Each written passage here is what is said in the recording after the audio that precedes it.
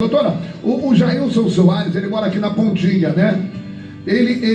A esposa dele sempre contribuiu com a INSS, aquela coisa toda, e ela veio a falecer. Ah, que pena. Certo? E ele está recebendo uma pensão, né? Uma pensão por morte. Por morte. Isso mesmo. Mas ele também disse que ele vai se aposentar. Ele quer saber se ele... Essa é uma dúvida muito comum, Zé Maurício.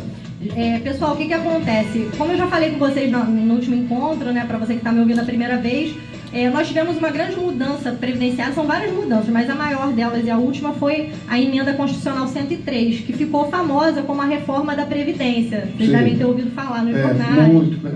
Então, já são 3 anos, foi em 2019, né? E na reforma, assim, quem recebe pensão por morte pode se aposentar, sempre pôde e vai continuar podendo, mas algumas regras mudaram. Ah, entendi. O cálculo do salário, por exemplo, foi um deles.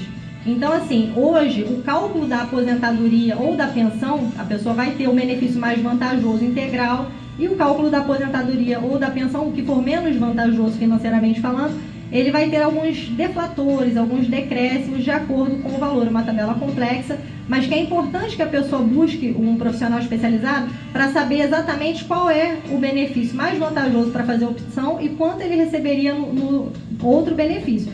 Quem se aposentou e recebeu a pensão antes dessa reforma não teve essa alteração. Isso aí veio a partir de 2019. Certo. E uma coisa muito interessante, Zé Maurício, no direito previdenciário, quando a lei, existe uma mudança da lei, a mudança é dali para frente em relação ao fato gerador. O que eu estou querendo dizer para vocês? Por exemplo, se você teve um ente, um marido, uma esposa que faleceu e foi antes da reforma, antes de 2019, e você não deu entrada nesse pedido, mas você acredita que tem esse direito, você pode dar entrada a qualquer tempo. E a lei que vai vigorar é a lei da época do óbito.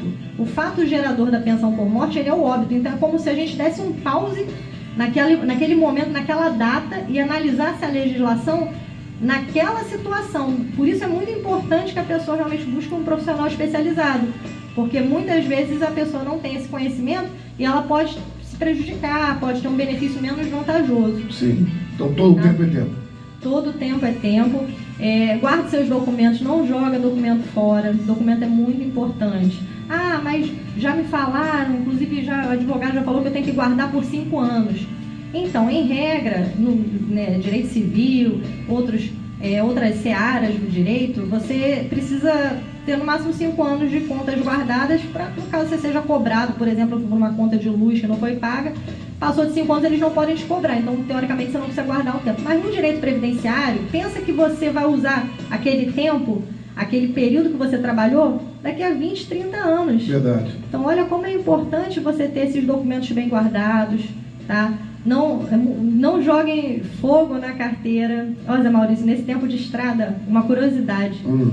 Muitas vezes a gente já ouviu casos de relacionamentos que não deram certo e, por vingança, a mulher queimou a carteira do homem. Não faça isso. Isso pode prejudicar, inclusive futuramente, caso você volte a ter um relacionamento, venha precisar de uma pensão. Então, fica difícil, né? Não faça isso. Aí perde todo mundo, né, doutora? Perde todo mundo, perdem os filhos. Pensa 2 vezes, faz outra coisa, assim, briga e tal, discute, depois faz as pazes. A gente está aqui para tentar se melhorar como ser humano, né? Sim.